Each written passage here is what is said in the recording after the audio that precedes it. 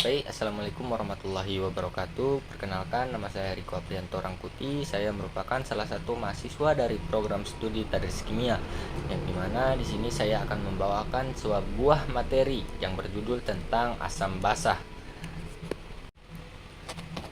Baik, di sini sih kita akan membahas suatu materi yaitu asam basah, yang dimana di sini ada teori asam basah, kemudian kita akan membahas ciri-ciri asam basah, indikator asam basah, klasifikasi asam basah, dan pH larutan.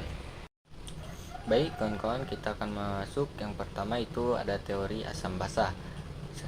Yang pertama di situ ada teori Arrhenius, yang dimana teori Arrhenius ini berpendapat bahwa dalam air larutan asam basa ini akan mengalami penguraian menjadi ion-ionnya. Asam adalah zat yang apabila dilarutkan dalam air akan menghasilkan ion H positif, sementara basa apabila dia dilarutkan di dalam air akan menghasilkan ion OH- dalam larutan. Contohnya seperti asam HCl. Apabila dia dilarutkan di dalam air, maka akan menghasilkan ion H positif ditambah dengan Cl-. Kemudian contoh dari basa NaOH. Na akan menjadi positif, sementara ion OH akan menjadi negatif. Kemudian masuk kita ke teori yang kedua, yaitu teori Bronsted-Lowry. Jadi keduanya ini menyatakan bahwa reaksi asam basa melibatkan transfer proton H positif.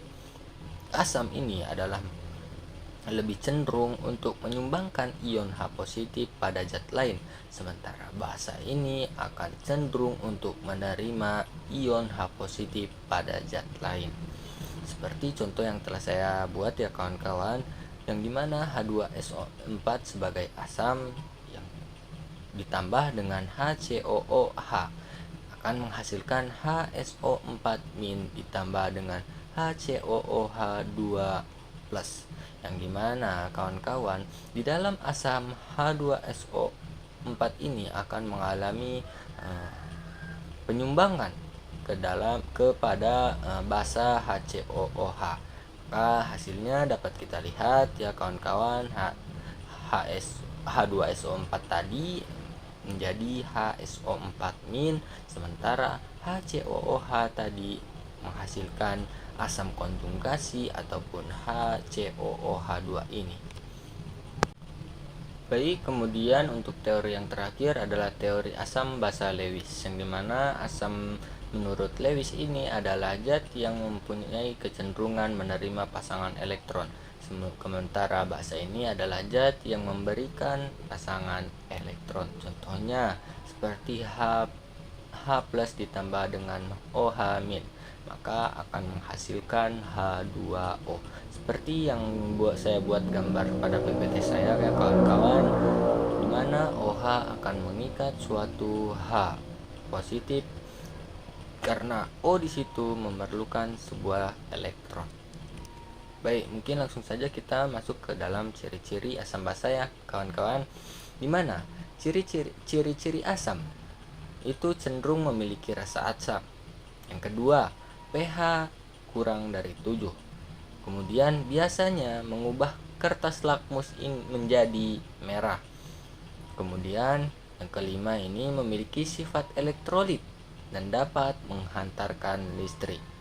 Kemudian asam bisa menghasilkan ion H positif bila dilarutkan ke dalam air. Kemudian untuk ciri basa cenderung memiliki rasa pahit. Kemudian pH-nya ini lebih dari 7. Yang kedua memiliki sifat kaustik yang bisa merusak kulit. Yang ketiga bisa mengubah kertas lakmus menjadi biru. Yang keempat memiliki sifat elektrolit dan dapat menghantarkan listrik. Yang kelima memiliki tekstur licin dan bersabun. Dan yang terakhir menghasilkan ion OH- bila dilarutkan di dalam air. Baik, langsung saja kita masuk ke pembahasan yang ketiga, yang dimana indikator asam basah. di mana indikator asam basa ini adalah alat ataupun senyawa yang dipakai untuk mendeteksi senyawa asam dan basa. Umumnya, indikator asam basa ini akan berubah warna apabila dikenai senyawa asam ataupun basa. Seperti penjelasan yang di bawah ini. Yang dimana di sini ada jenis-jenis indikator sebuah asam basa. Yang pertama ada kertas lakmus merah dan kertas lakmus biru. Kemudian indikator asam basa alami misalnya kol ungu, kulit manggis, bunga sepatu, dan lain sebagainya. Kemudian yang ketiga, indikator asam ini berupa larutan seperti fenol, metil merah, metil jingga, dan lain sebagainya. Kemudian yang terakhir, pH meter. pH meter ini merupakan suatu rangkaian elektronik yang dilengkapi suatu elektrode yang dirancang untuk dicelupkan ke dalam larutan yang akan diukur suatu keasaman dan suatu kebasahan pada larutan. Situ ada gambarnya ya kawan-kawan. Itulah gambar dari kertas lakmus, kol ungu, fenol phthalein, dan pH meternya ya kawan-kawan. Kemudian masuk kita ke pembahasan yang keempat, yang dimana di sini pembahasan klasifikasi asam basa. Asam basa ini diklasifikasikan menjadi dua, yaitu asam basa kuat dan asam basa lemah. Di mana asam basa kuat ini adalah asam kuat adalah asam yang ketika dilarutkan di dalam air akan melepaskan ion H positif dengan mudah. Contohnya asam kuat yaitu HCl, HNO3, H2SO4, dan lain sebagainya. Sementara basa kuat ini adalah senyawa basah yang dilarutkan dalam air akan melepaskan ion OH- dengan mudah seperti NaOH, KOH, dan BaOH rangkap 2. Asam kuat ditambah dengan basa kuat sama dengan netral. Maka artinya reaksi asam kuat dicampurkan dengan basa kuat akan menghasilkan larutan dengan pH 7 ataupun netral ya kawan-kawan. Selanjutnya ada basa lemah, yang dimana asam basa lemah ini senyawa yang dilarutkan dalam air akan sulit melepaskan ion H positif seperti H3PO4, H2SO3, HNO2, dan CH3COOH. Sedangkan basa lemah adalah senyawa yang apabila dilarutkan dalam air ini akan sulit melepaskan ion OH-nya dan mengalami disosiasi dalam larutan seperti larutan NaHCO3 dan NH4OH. Mungkin kawan-kawan sudah mengerti, langsung saja kita masuk ke pembahasan yang kelima, yang dimana di sini kita akan membahas suatu pH larutan, dimana pH larutan ini adalah derajat keasaman yang digunakan untuk menyatakan tingkat keasaman atau kebasahan yang dimiliki oleh suatu larutan. Yang dimaksud keasaman di sini adalah konsentrasi ion hidrogen ataupun konsentrasi H+ dalam pelarut air. Nilai pH-nya ini berkisar dari 0 hingga 14 ya. Jadi untuk nilai pH suatu asam dan basa ini berkisar mulai dari 0 ya kawan-kawan hingga 14. Perlu digarisbawahi ya kawan-kawan. Kemudian suatu larutan dikatakan netral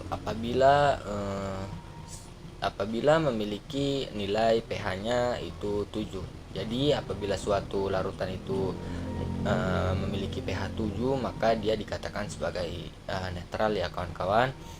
Apabila nilai pH-nya itu lebih besar dari 7, menunjukkan larutan tersebut bersifat basa. Sedangkan nilai pH-nya itu di bawah 7 itu menunjukkan keasaman. Mungkin sudah paham kawan-kawan semua. Di sini saya buat sebuah gambar suatu rumus dari asam kuat, asam lemah, basa kuat, basa lemah, dan rumus pH pOH-nya untuk menghitung suatu asam basa di dalam soal ya nantinya kawan-kawan. Di situ untuk rumus asam kuat itu ada konsentrasi H positif sama dengan Ma dikali dengan asam. Kemudian untuk basa kuat itu ada konsentrasi OH min sama dengan Mb dikalikan dengan B. Di dalam di rumus asam lemah ada konsentrasi H positif sama dengan akar Ka dikali Ma.